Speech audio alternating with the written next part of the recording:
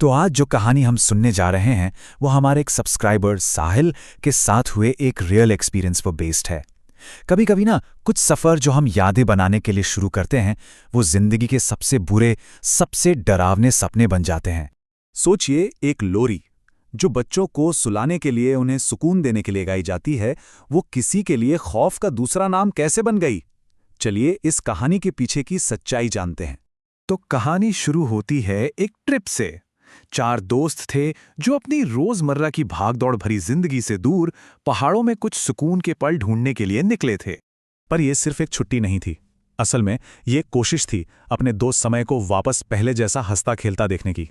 कुछ ही वक्त पहले उसके छोटे भाई की मौत हुई थी और उसके बाद से समय बिल्कुल चुप और गुमसुम सा रहने लगा था। और देखिए, जब कोई इतने गहरे सदमे में होता है ना, तो वो इमोशनली बहुत वल्नरेबल हो जाता है। दोस्तों को लगा कि शायद मनाली की ये वादियां, ये खूबसूरत पहाड़ उसके जख्मों पर मरहम लगा सकेंगे। मनाली पहुंचकर सब कुछ एकदम बढ़िया चल रहा था, लेकिन तीसरे दिन जब उन्होंने रोहतांग पास जाने का प्लान बनाया तो उन्हें एक ऐसी वार्निंग मिली जिसे उन्होंने पूरी तरह नजरअंदाज कर दिया। उनके होटल के रिसेप्शनिस्ट ने उन्हें बस इतना कहा कि शाम 6 बजे से पहले पहले वापस आ जाना। जब दोस्तों ने वजह पूछी तो उसने बताया कि रोहतांग का मतलब ही मौत की घाटी या लाशों का ढेर होता है। उस रिसेप्शनिस्ट ने उन्हें वहां की एक लोकल कहानी के बारे में भी बताया। एक मायावी साया जो रात में रोहतांग पर घूमने वालों को अपना शिकार बनाता है। अक्सर होता क्या है कि ऐसी खतरनाक जगहों पर जहां मौसम और रास्ते जानलेवा हो सकते हैं, वहां की लोकल कहानियां इन खतरों को एक सुपरनैचुरल रूप दे देती हैं। ये कहानियां सिर्फ अंधविश्वास नहीं होती, बल्कि एक तरह की छिपी हुई चेतावनी भी होती हैं। अब इतने सारे टूरिस्ट के बीच में ऐसी कहानियां भला कैसे सच लगती हैं? उन्होंने भी इसे बस एक मनगढ़ंत कहानी समझकर हंसी में उड़ा दिया और अपनी मंजिल की तरफ बढ़ गए। उन्हें बिल्कुल अंदाजा नहीं था कि यह लापरवाही उन पर कितनी भारी पड़ने वाली थी। रोहतांग की खूबसूरती देखने के बाद जब वो वापस लौट रहे थे तो रात हो चुकी थी और चारों तरफ घना कोहरा छा गया।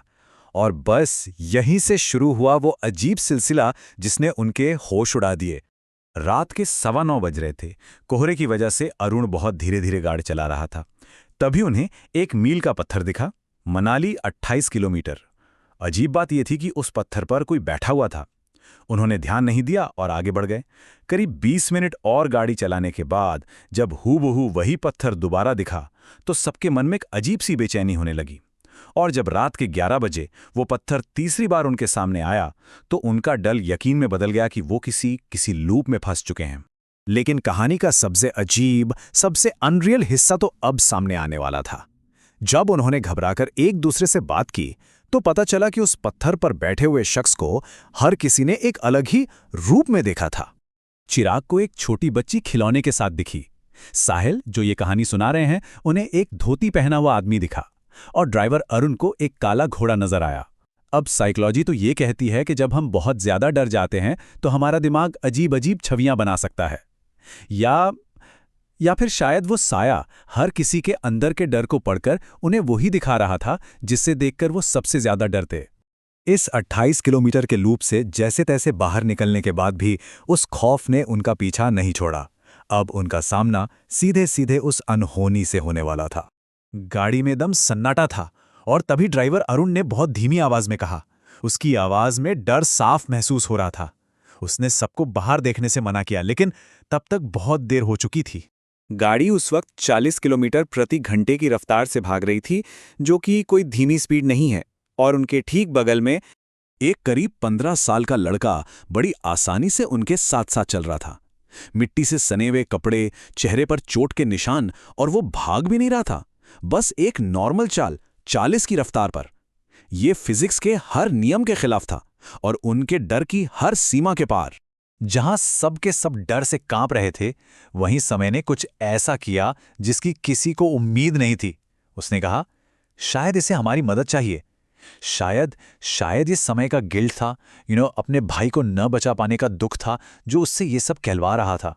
उसे लगा कि शायद इस लड़के की मदद करके उसे कुछ सुकून मिलेगा, और उसने दोस्तों के लाख मना करने के बावजूद खिड़की नीचे कर दी। और जैसे ही समय ने खिड़की खोली, वो लड़का पीछे रुक गया। साहिल ने जब घबराकर रियर व्यू मिरर में देखा तो वो लड़का वहीं सड़क के बीच में खड़ा होकर उन्हें देखकर हाथ हिला रहा था, और उसे देखकर समय भी मुस्कुराते हुए जवाब में हाथ हिला रहा था। इस घटना के बाद उन्होंने गाड़ी की रफ्तार और तेज कर दी और सीधा होटल की तरफ भागे। देर रात करीब 2 बजे वो जैसे तैसे होटल पहुंचे और बिना एक भी शब्द कहे सोने चले गए। उन्होंने सोचा कि शायद अब बुरा सपना खत्म हो गया है, लेकिन असल खौफ तो अब उनके कमरे के अंदर शुरू होने वाला था। रात के 3:30 बजे साहिल की आंख एक गाने की आवाज से खुली। जब उसने लाइट जलाकर देखा तो उसकी रूह कांप गई। समा बिस्तर पर बैठा था और शीशे में खुद को देखकर एक बच्चे की तरह लोरी गा रहा था। ये कोई नॉर्मल नजारा नहीं था। समय की आंखें बिल्कुल लाल हो चुकी थीं। उसकी गर्दन पर ऐसे निशान थे जैसे कोई जोर जोर से उसका गला दबा रहा हो, और उसके चेहरे पर एक बहुत ही अजीब डरावनी सी मुस्कान थी। वो ऐसा लग रहा था जैसे वो है ही नहीं। इससे पहले कि डरे हुए दोस्त कुछ समझ पाते या कमरे से बाहर भागते, समय ने एक बच्चे की मासूम हंसी के साथ उनसे यह सवाल पूछा, और ये कहते ही वो वहीं बेहोश होकर गिर पड़ा। अब दोस्तों को पूरा यकीन हो गया था कि समय पर किसी बुरी आत्मा का साया है। वो रात जैसे तैसे गुजरी और सुबह होते ही वो उसे मदद के लिए लेकर गए। वहां के एक लोकल पंडित ने समय को देखते ही बता दिया कि उसके दुख का फायदा उठाकर एक बुरी आत्मा ने उसे अपने वश में कर लिया है। कई कल्चर्स में ये माना जाता है कि जब कोई इंसान गहरे दुख में होता है तो उसके चारों तरफ की जो आध्यात्मिक सुरक्षा होती है वो कमजोर पड़ जाती है, और बुरी आत्माएं शायद इसी मौके का इंतजार करती हैं। खैर, एक पूजा और कुछ रस्मों के बाद समय ने उल्टी की, जिसमें से एक अजीब गाढ़ा काला लिक्विड निकला, और उसके बाद वो धीरे धीरे ठीक होने लगा। आज समय बिल्कुल ठीक है, लेकिन साहिल की ये कहानी हमें एक बहुत गहरी बात सिखाती है कि कैसे शोक और दुख हमें सिर्फ मानसिक रूप से ही नहीं बल्कि शायद आध्यात्मिक रूप से भी बेहद कमजोर बना सकते हैं। और ये एक बहुत गहरा सवाल पीछे छोड़ जाती है कि जब एक आत्मा दुखी होती है तो अनजाने में और किसे अंदर आने का निमंत्रण मिल जाता है।